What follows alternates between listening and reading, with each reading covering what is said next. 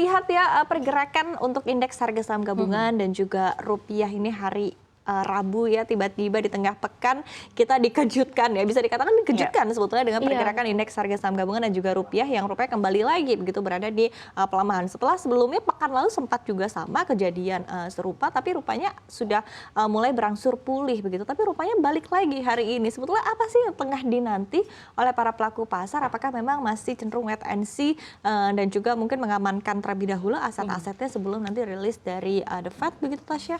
oke. Kalau saya lihat sendiri ya, baik dari IHSG maupun rupiah hari ini kan sama-sama terkoreksi ya, dan sebenarnya nilainya cukup besar. IHSG sendiri di atas 1% dan rupiah balik lagi ke level 15.900, bahkan sudah mulai mendekati 16.000 begitu. Dan kita memang cukup was-was ya di sini. Tapi yang mendasari kenapa IHSG dan rupiah ini turun, saya lebih lihat kepada faktor eksternal.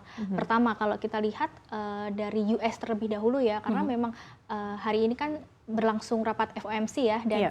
pengumumannya kan akan rilis paling nggak dini hari, harinya besok begitu. Jadi kita akan menilai lah bagaimana dari rapat tersebut ya, terutama dari pejabat The Fed dan juga Jerome Powell sendiri, bagaimana mereka memberikan pidato yang akan memberikan gambaran secara lebih jelas bagaimana kebijakan dari The Fed sendiri. Tetapi kalau untuk suku bunga sendiri kita nilai sepertinya masih akan ditahan ya, bahkan Fed Watch Tool sendiri memproyeksikan 99,7% itu masih akan menahan begitu. Kemungkinan dinaikkan itu di bulan Desember. Oke, baik. Mbak Tasya, jadi kita bisa katakan begitu ya, jadi memang ketakutan pasar ini masih kuat pada arah suku bunga The Fed, kalau kita bilang, dari eksternal. Iya, betul.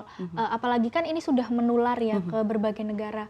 Bank Jepang sendiri juga sudah, walaupun mereka masih di ultra longgar, untuk jangka pendek itu kan negatif 0,1, tetapi untuk suku bunga jangka panjang ini diperlebar batas atasnya itu sampai 1%. Dan kita nilai Jepang yang dari tahun 2016 bertahan di suku bunga ultra longgar sekarang sudah mulai menaikkan, berarti ini kan ada tanda-tanda merespon juga daripada ketidakpastian eksternal yang semakin meningkat ini.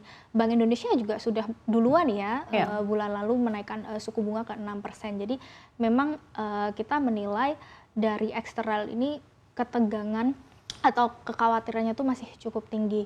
Dan tadi juga ada rilis PMI manufaktur dari China yang ternyata masih terkontraksi juga gitu. Ini menyebabkan adanya aliran keluar lah, apalagi untuk China kan negara tujuan ekspor terbesar ya, sehingga ini akan mempengaruhi ekspor impor dan juga rupiah nanti.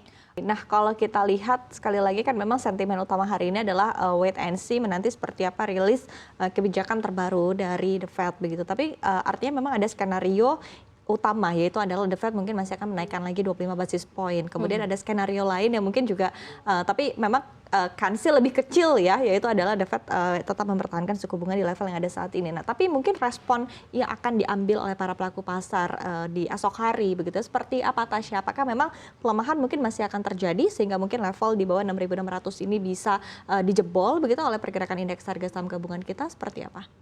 Ya, 6.600 kini menjadi level psikologi support kuat ya, yang potensi masih bisa diuji begitu, karena kan kita belum tahu, walaupun sudah ada probabilitas bahwa The Fed ini akan menahan suku bunga di pertemuan kali ini, kemudian di pertemuan mendatang akan menaikkan suku bunga begitu ya. Tetapi kita masih menanti pidato dari Jerome Powell beserta pejabat yang lainnya ya, karena walaupun kita sudah tahu hasilnya dan market sudah forward looking, tapi biasanya dari hasil pidato itu akan juga menentukan bagaimana dengan respon pasar nantinya. Oke, baik. Nah, kemudian artinya Anda sendiri, Tasya, melihat mungkin level-level ataupun juga support-support tadi untuk indeks harga saham gabungan di 6.600 begitu. Untuk rupiah sendiri seperti apa? Untuk rupiah sendiri saya juga pakai level psikologis ya. Sekarang sudah berada di atas 15.900, ini menjadi support kuat. Kemudian untuk resisten di 16.000. 16.000. Iya, Lalu kalau kita lihat memang rupiah masih terus tertekan begitu ya. Tapi kalau misalkan kita melihat kebijakan yang dikeluarkan Bank Indonesia menaikkan suku bunga menjadi 6%, itu apakah masih belum terlihat atau seperti apa menurut Anda? Sebenarnya untuk kenaikan suku bunga ini sudah mulai tercermin di lelang Sun kemarin, surat utang negara ya. Jadi kalau kita lihat minat asing itu yang masuk 4,85 triliun itu sudah tertinggi sejak 3 bulan. Dan serapan untuk investor lokal dan investor asing itu mencapai kalau tidak salah sekitar di atas 19 triliun. Jadi saya nilai target indikatif yang ditetapkan pemerintah itu sudah terlampaui ya. Jadi ini bagus, tetapi memang untuk ke pasar saham ini kan belum terlalu tercermin, dan juga rupiah kan tadi terkena sentimen dari China ya, yang mana memang PMI manufakturnya terkontraksi begitu. Jadi saya lihat fundamental kita baik-baik saja, obligasi sudah mulai ada aliran investor yang masuk, dari asing juga sudah mulai kembali, fundamental untuk berbagai emiten juga baik ya kinerja kuartal 3-nya, hanya saja memang eksternal saja menjadi masalah. Oke, balik lagi memang eksternal begitu yang menjadi masalah. Tapi mungkin strategi yang bisa diambil oleh para pelaku pasar ataupun juga investor di tengah kondisi saat ini seperti apa, Tasya? Strateginya sendiri, jangan takut ketika IHSG ini semakin turun, karena ini malah bisa menjadi peluang. Ketika IHSG turun, valuasi akan semakin murah. PR kita adalah mencari saham-saham yang berfundamental baik dan valuasi sudah mulai terdiskon. Ini adalah saatnya kita untuk mencicil dari sedikit demi sedikit.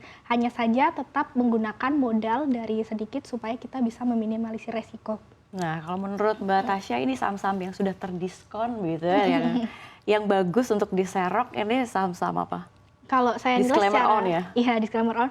Secara sektoral saja ya, saya lihat perbankan ini masih menjadi pilihan yang menarik. Perbankan big caps kan juga sudah mulai fair value, tapi ada juga bank-bank yang di KBMI 3 itu mereka PBV-nya masih banyak yang di bawah 1, dan masih banyak juga yang punya modal itu terus bertumbuh, tetapi harga sahamnya ada yang turun bahkan sampai 50%. Jadi ya kita tinggal filter saja. Perbankan masih cukup menarik. Kemudian juga di sektor konsumsi, tapi konsumsi ini saya lebih melihat kepada konsumsi yang dia punya pangsa pasar di nasional ya, karena kita kan mau ada tahun politik, biasa ada kampanye, kemudian ini juga mau seasonality Natal dan Tahun Baru, nanti konsumsi ini pasti akan bergulir kembali, terutama di makanan, minuman, rokok, kemudian juga di bisnis retail.